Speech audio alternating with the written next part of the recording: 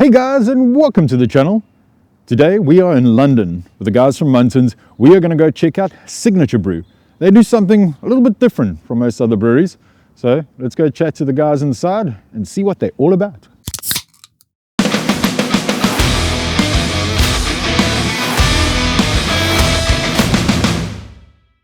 Hey guys, we're inside Signature Brewery at the moment. You got to forgive the noise, the centrifuge is busy doing its thing. It's a working brewery. But here we have Tom. Tom, hey. Thank you for allowing us to come inside here today and film inside your awesome brewery. You're very welcome. Hello, I'm Tom, one of the founders here at Signature Brew. This is our beloved home where beer and music comes together.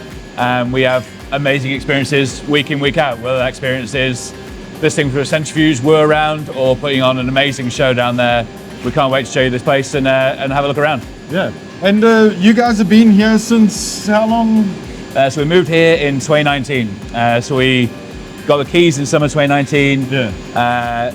Did the build, started brewing in October, November, and then had a very short window of happy optimism before COVID-19 came along and locked us down. All right. And the Signature Brew itself has been around for quite some time. You said about 2000 and... Yeah, so we started in 2011. Okay. So born out of myself and my cousin Sam's mutual distaste of drinking crap beer at gigs, and thought we could be the self-appointed saviours of good beer at music venues and festivals all over the country. Yeah. We spent 4 or 5 years just going on tour with bands and musicians, taking great beers to venues to show audiences that there could be a better alternative at the bar. Yeah. And then morphed into something more representative of the Signature Brew today in 2015. So we built our first brewery in 2015 and started making the requisite mistakes to become an authentic craft brewery. So on paper we've been going since 2011. I would say we really started in 2015 really. Okay, all right. And we're at top of the fermentation vessels at the moment, is that correct? Yeah, so we've got 2 skids with fermenters on. So we've got these are the indoor skids and then there's the outdoor. The outdoor, So generally these are all ale inside. So our sort of flagship beers, Roadie, Backstage IPA and Haze Machine, and a couple of smaller tanks behind us for some of the seasonal beers. Okay. And then outside is pretty much all lager. All right, awesome. So let's go take a walk around and go and check out the rest of the brewery. Okay. Awesome. So Tom, we are downstairs in the kind of main floor of the brewery. Behind us, quite unique. I've never heard of other breweries doing this. You guys hold like quite massive events here, I would say. Yeah, so obviously Signature Brew's been born out of our love of beer and music, and you know, we've banged on about it for years that when great fresh beer and amazing live shows come together, they create these unforgettable experiences. And you know, we can't have that message out there without walking the walk. So the brewery behind us is by day state-of-the-art production facility, brewing amazing beer, but by night turns into one of the most iconic music venues in London, in our biased opinion. So we have 450 people come here, fill it out, hang from the ceilings, watch insane shows. So we had, you know, the last year we've had like Libertines playing here and Subways, and down the years we've had bands like Enter Shikari come and hang out. And it's just a revolving door of amazing people who have worked with us over the years who want to come play and bring those two things together, and ultimately that's at the heart of it is, you know, the bands love beer, they care about beer, and they enjoy interacting with their audience in a place like this. And I mean, you guys pretty much handle the whole thing. You guys do all the stage, the sound, the lighting. You have a special crew that obviously comes out and does all of that. So we've got our events team are incredible, from booking these shows to getting amazing things in, all the way to running the shows, and the sound and tech team are just incredible. So yeah, they've got it nailed, and it's taken us a long time to. Thanks for that. Sorry guys, we just it is a working brewery. They're incredible. So yeah, they'll host the bands to make sure they have an amazing experience, but ultimately it's all about the audience and what they're getting. And you can see above us, we've got this sort of sound dampening, so there's UFOs above our heads which are there to dampen the sound. You know, stainless steel and hard surfaces aren't necessarily the best thing for live music. So echo every now and again. So we've done everything we can to try and make the space suitable to have great audio, but any shortcomings on that are sort of far outweighed by the insane backdrop and the fact that the beer is made there served there and you enjoy it here. And do you obviously don't have kind of a direct line from tank to there, but I mean, you guys obviously keg it up. Yeah, so we have 2 serving tanks. So our 2 sort of flagship beers, Studio Lager and Roadie, are served fresh straight out of there, and you can really taste it. That beer has never seen the light of day until it hits your glass. And it has been brewed feet away from where it's being served. It's not going to get any fresher than that. It's amazing. So guys, great events happening here. Tom, to find out about events that are going on here, where can somebody go and look? Jump on the Signature Brew website. Our whole listings are there for this venue and our East London venue down at Haggerston. Check it out. Every single week there's something awesome. So you can almost just take a punt, come down to something and go, wow, yeah, I get it. I'll come back. Awesome. Let's go check out the rest of the brewery. Wicked. Cool. So guys, we are at the heart of it all, where it all begins. Again, working brewery. A little bit noisy, but let's chat to Tom about the whole process and what's going on here. So Tom, this is where it all kind of sort of begins? Yeah, I suppose, like, to use sort of traditional brewing language, is the brew house, which might have been in a separate room back in the day. For us, this is the backdrop for the gigs, but also where it all really happens. So it's a 4-vessel brew house. So we've got mash tun behind me here, lauter tun, copper and whirlpool, and that allows us flexibility. So we can have multiple sizes of batches. So our tanks go from 60 hex all the way up to 200 hex. We can multiple fill those tanks and then really hone the recipes as we do that. And then do different styles of beer through that. The brew house itself is very efficient. So we've got a step mash behind me, the MCV, so we can go from 52 degrees all the way up to 80 degrees during the mashing process to utilize the enzymes, or the 2 enzymes, the A and B enzyme in malted barley. And then the centrifuge behind you is probably the slowest part of the whole process. It's going to take about 90 minutes. That is as efficient as it gets for us, and we want to really sort of rinse out that great sugar content in there to the whirlpool, get that really efficient. The malted barley goes to a farmer in Essex who keeps 50 rare breed cows on his wife's flying school. And he is as mad as he sounds. So there's this airfield with brown fluffy cows dotted around. Occasionally he turns up with a tray of steaks for us, which must mean a light aircraft to sit a cow. But he's reliable and we love him. So from lauter into the copper. So our copper is using a calandria system. So the steam boiler, which is one of the noises you can hear behind us, is running constantly. And we're going through the calandria where there are a series of pipes with our wort going through, and a series of pipes going steamed, and that contact is the most efficient way to get the boil. We're recirculating constantly to get a load of evaporation. Evaporation going out the flue, getting those proteins out is great for clear beer, it's great for stable beer. No imperfections or impurities in there. And then finally we're going to the whirlpool, the fastest section, 20 minutes in there, contact with the hops and then over to the tanks. We're bringing hops in the copper, the whirlpool, and obviously in the tank for dry hopping. And to sort of quantify that in terms of the volumes and how that ratchets up, we're putting about half a kilo in for bittering in the copper, put about 5 kilos in for the whirlpool for flavour, and then about 25 kilos per batch into the tank as the dry hopping, just purely for aroma. And then you got your malts kind of coming straight into this tank over here? Yeah, so the Archimedes screw behind me is where the malted barley that's been milled next door is coming in, and that's the start of the process. And then you've got the 2 silos outside, the Super Pale and Pilsner, also coming straight into here as well. Yeah, so that's the vast majority of the malt we need for pretty much all of our brews. So we use the Pilsner for pretty much everything. So IPAs, lagers, hazy pales, and then the Super Pale is pretty much only used for Roadie, our session IPA. With Roadie, we want that super light, super crisp malt base that then the Citra and Simcoe hops can just steal the show on. And it's fundamental to the beer that is Roadie. And since we started using Super Pale in sort of 2017, 2018, we've loved it, and we're very much wedded to it. It's not a great position when we're negotiating with Muntons, but we are wedded to that malt strain. And you guys use RO water for all your brews, or just for your lagers, you were saying? We use everything. So when we moved here, we were bringing all production in-house and bringing all of our lager in-house. And you know, London water is great for stouts and porters. You're fighting a losing battle if you want to try and use that for light pale ales or lagers. So we use reverse osmosis on every litre of water that comes into the building. Behind that wall, there are 30,000 litres of RO water ready to be brewed with each week. And it just gives us absolute control. You know, if our brewers want to mimic the water of the Czech Republic for a lager, they can. If they want to mimic the water of Colorado for an IPA, they can.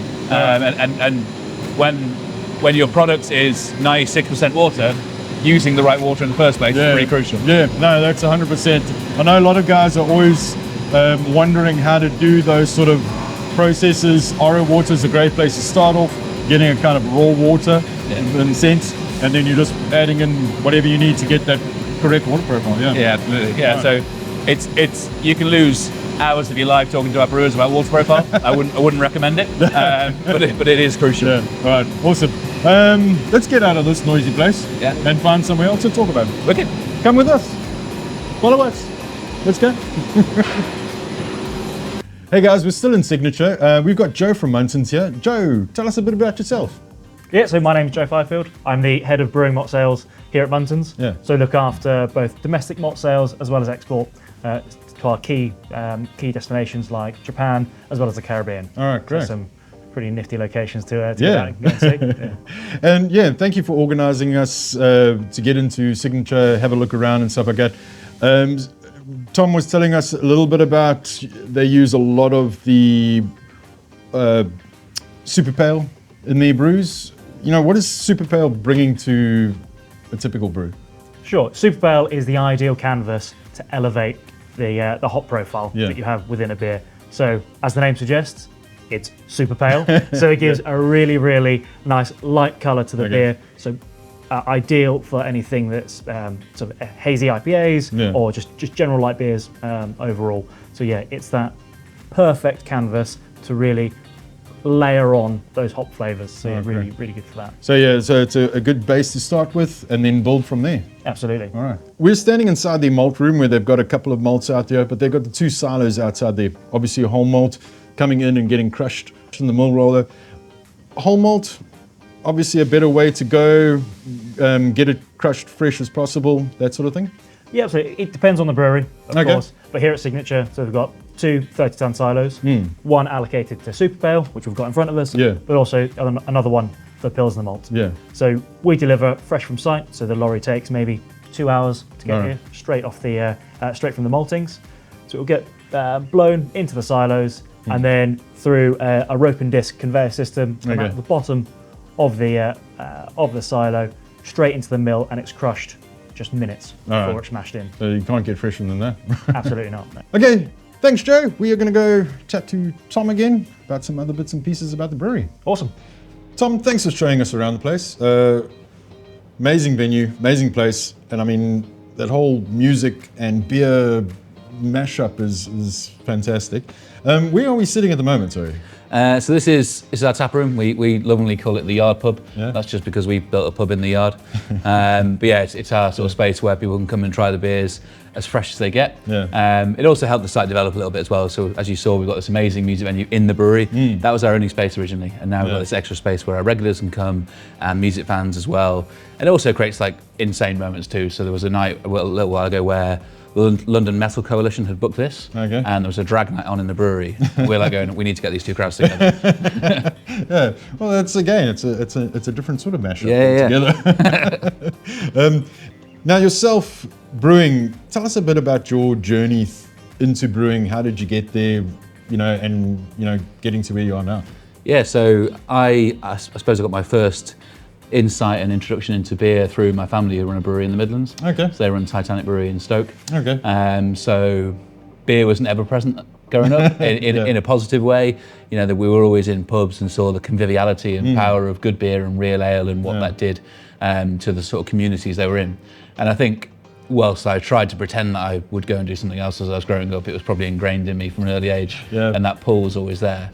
And then as I sort of left university and wanted to go and discover what it was going to be, beer was changing and beer was getting exciting.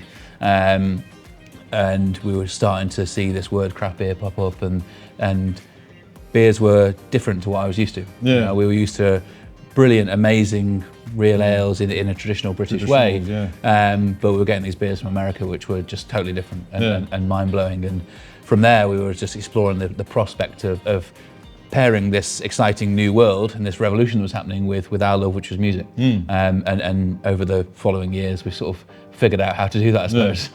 Well, I mean, it's an awesome way to do it is again, having a kind of a music venue on site with a brewery in place. Now, is your family still involved in that? Oh yeah, absolutely. Yeah. So they run Titanic. I'm one of the board members there now, Okay. so I get to go back every few months All right. and have my say. It took me quite a long time to get to a level at Signature where they were like, okay, I think he knows what he's doing. Yeah.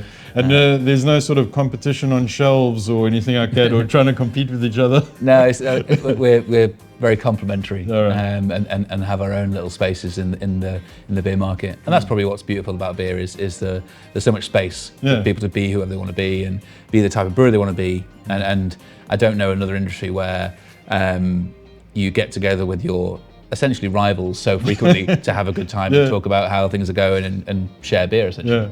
And I mean, that journey through beer, coming from that more traditional side, going on to the modern day IPAs and stuff like that, your sort of preference, is it, or do you just go, whatever's in front of me?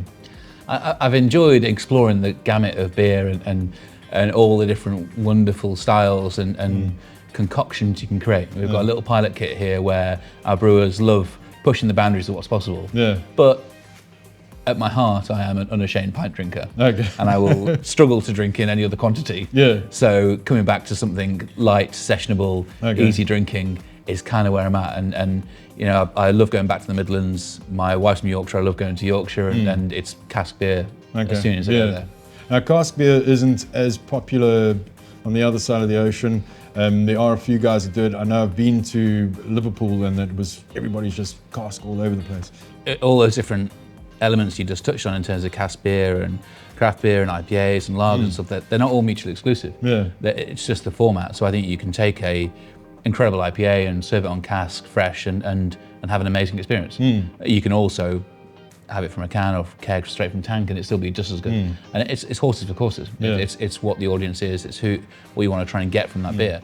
And I think cask beer for me will hopefully have a presence on the bar for a long time to come because it's the freshest product on the bar. It will have been in the pack for shortest amount of time. It is a live product. It is incredible. A live product that I hope the younger generation can learn a love for. Yeah, I think again, it's everybody shouts about this, but there is that kind of the beginnings of beer that you want to explore for any, beer drinker. They want to see where it's come from, see where it is. Yeah. Play around with it. Yeah, absolutely. And I think that first interaction with beer is so important, and it can shape your enjoyment and thoughts towards beer thereafter. And I think growing up, I think a lot of people in my generation saw what their dad drank and wanted to drink some opposite. So if dad drank monolithic lager, they went, I'm going to go and see what this craft beer is. But it also can pass down through generations, and it's great to see so many new breweries have opened over the last 5-10 years, and now it's quite rare to go to a town or a city or across the UK that doesn't have at least one really good brewery. And if that's then the first interaction that people are having, then great, because 10 years ago it could have been a bit of a varied experience, and if you tried something that wasn't great, then you might have decided in a snapshot that that's not great for me. I don't love craft beer. Whereas hopefully they see something that's really good and then want to go and explore. Well, there's so many different options with the craft beer. I mean, like you said, every street corner's got one. Try them all. Yeah, absolutely. Yeah, and the thing that's changed for us over that period, so we've been going since 2011, but became the Signature Brew today in 2015, really. The idea of going to the Arsendal Industrial Estate for a pint and a night out was the pursuit of the enthusiasts, and to put that politely. Whereas now, if you look around our bar on a Friday night, it's all types of people, and they're not just drinking beer; they're just coming here to have a good time. And I think that's the thing that's changed massively, and we love that. One of my first experiences with beer was a traditional African beer, umqombothi. So I'm not going to try and say that. It's difficult for even me to say that. But since we're talking so much about beer, Your range, you've got quite an extensive range. These are some of your core range? Yeah, so I've just picked our 2 flagship beers, so Studio Lager and Roadie, and they are most of what we produce. And I suppose our core range is born out of trying to do the most popular styles perfectly in an accessible way. So we want, if a beer nerd comes down here, they can try these and go, that is a great example of a Pilsner style lager or a session IPA. But also, if these 2 beers were serving at a massive festival or a great music venue, and someone isn't a beer nerd, they can come in and go, oh yeah, I love that. And if they're just a lager drinker, they're going to enjoy it as well. It's about taking the best ingredients, treating them with care and love, and producing great beers that we love. Oh, awesome. Do you want to try them? Of course. Should we start with the lager? Yeah, let's go for it. Okay. Studio Lager. This is obviously made with the Muntons Pilsen malt? Yeah, Muntons Pilsen malt. And the hops come from Bavaria, so we're using Hallertau tradition. So we're lucky enough to go on the selection process with Brew House to select those Hallertau tradition hops. So it's, that classic noble hop flavour, given a little bit of very gentle spice, lager yeast. So we use W34 lager yeast, which is doing a lot of the heavy lifting there in terms of. I'm trying to use something other than the word lagery, but it makes it very lagery. And I suppose one of the key things for us with this beer, and we learned this through the lockdowns, was give it the tank time it deserves. So I, as a brewery owner, wish we could just leave our lager in tank for a couple of weeks and it'd be great. But it's not the case. And in that first lockdown in 2020, our lager sat there for 6, 7, 8, 9 weeks, and we were tasting it going, Jesus Christ, it's good. And that was really annoying. But giving it that time, and it's why we've got those big tanks outside, is we can fill them up with 200 hex at a time and leave it there and then package to order and really push that tank residency time out and let the beer develop into that real fully rounded lager.